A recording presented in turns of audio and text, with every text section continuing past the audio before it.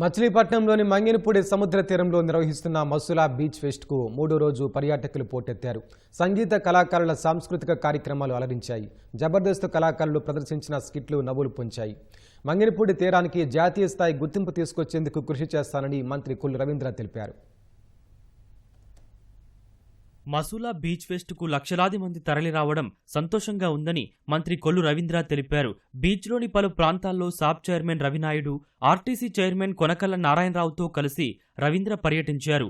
అనంతరం పారాగ్లైడింగ్ చేశారు. జలక్రీడలు, paragliding, heli riding, beach kabaddi, volleyball పోటీలు పర్యాటకులను విశేషంగా ఆకట్టుకుంటున్నాయని మంత్రి తెలిపారు.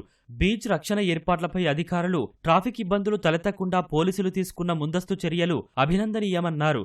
అర్జున అవార్డు గ్రహీత కాయాకింగ్ కోచ్ జయంత్ కుమార్ ను ప్రత్యేకంగా అభినందించారు. కాయాకింగ్ క్రీడాకారులకు మంత్రి చేతుల మీదుగా జెర్సీలు అందజేశారు. ఇకపై ఏటా బీచ్లో కాయాకింగ్ తదితర జలక్రీడలు తప్పకుండా నిర్వహిస్తామని పేర్కొన్నారు. జాతీయ, అంతర్జాతీయ పోటీలను సైతం మంగినపూడి బీచ్లో నిర్వహించడానికి ఏర్పాటు చేస్తామన్నారు. రాష్ట్రాన్ని టూరిజం హబ్గా, స్పోర్ట్స్ హబ్గా తీర్చిదిద్దాలన్న సీఎం చంద్రబాబు ఆదేశాలకు అనుగుణంగా ప్రణాళికలు సిద్ధం చేసినట్లు సాబ్ చైర్మన్ రవినాయుడు తెలిపారు. మరి రాబోయే కాలంలో మన ప్రాంత అభివృద్ధిలో క్రీడలకు కూడా ప్రాధాన్యత. దానికోసమే ఖేలో ఇండియాలో 2014-19లో మనం ఒక 13 ఎకరాల గోసంఘం దగ్గర ఏర్పాటు చేసుకోవడం జరిగింది. ఆ రోజున 13 కోట్ల రూపాయలు, ఎందుకంటే అప్పుడు నేను స్పోర్ట్స్ మినిస్టర్గా ఉన్నాను, 13 కోట్ల రూపాయలు శాంక్షన్ చేసుకుని టెండర్ పూర్తయి ఆ రోజు అనిల్ కుంబ్లే గారిని కూడా తీసుకొచ్చి పనులు స్టార్ట్ చేస్తే తర్వాత వచ్చినటువంటి ప్రభుత్వం దాన్ని పూర్తిగా రద్దు చేశారు.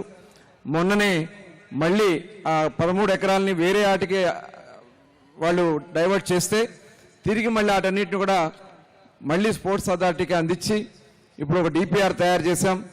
దాదాపు 150 కోట్ల రూపాయలతో అక్కడ ఆ డిపిఆర్ ప్రపోజల్ పంపించడం జరిగింది. వాళ్ళు అప్లోడ్ చేశారు. ఒక ఇంటర్నేషనల్ స్విమ్మింగ్ పూల్, అదేవిధంగా ఒక మల్టీ ఇండోర్ స్టేడియంని నిర్మాణం చేసి అథ్లెటిక్ ట్రాక్, ఈ 3 అక్కడ వస్తాయి. దానికోసం ప్రయత్నం చేస్తున్నాం. బీచ్ ఫెస్టివల్లో మంత్రులు నారాయణ, కొలుసు పార్థసారథి సందడి చేశారు. తొలుత జలక్రీడలను వీక్షించి అనంతరం హెలీ రైడ్లో విహరించారు. రాత్రి సమయంలో అటు సముద్రపు అందాలను, ఇటు బీచ్ ఫెస్టివల్ కోసం ఏర్పాటు చేసిన విద్యుత్ అలంకరణలను చూడటం కొత్త అనుభూతినిచ్చిందని మంత్రులు తెలిపారు. ఈ బీచ్ ఫెస్టివల్ ఇంత అద్భుతంగా, ఇంత అంగరంగ వైభవంగా జరుపుతున్నారని నేను ఎక్స్పెక్ట్ చేయలే.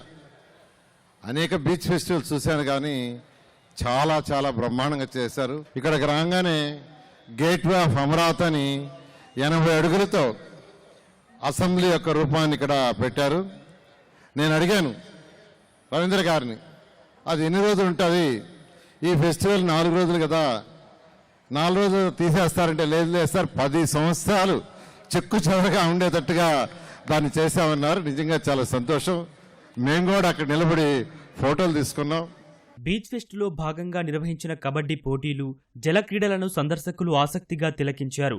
ఆహ్లాదకర వాతావరణంలో సాగిన సంగీత, జబర్దస్త్ కళాకారుల ప్రదర్శనలు ఆద్యాంతం సందర్శకులను ఆకట్టుకున్నాయి. ప్రదర్శనల ముగింపులో రాజాసాబ్ చిత్ర దర్శకుడు మారుతి ప్రసంగించి సందర్శకుల్లో జోష్ నింపారు. నేను కూడా మచిలీపట్నం చాలాసార్లు వచ్చా కానీ ఇంత ట్రాఫిక్ జామ్ కానివ్వండి, ఇంత ఘనమైన ఏర్పాట్లు కానివ్వండి, నేను ఎప్పుడూ చూడలేదని చెప్పేసి మీదకి మనం చేస్తామని నేను మరి నేషనల్ స్పోర్ట్స్ ఈవెంట్స్ని ఇక్కడ ఆర్గనైజ్ చేయడమే కాకుండా మరి వాటర్ స్పోర్ట్స్ ఇవన్నీ కూడా చేసి నిజంగా ఆహ్లాదకరంగా బ్రహ్మాండంగా ఆర్గనైజ్ చేస్తామని చెప్పేసి మనం చేస్తాను. ఇటువంటి చాలా అవసరం.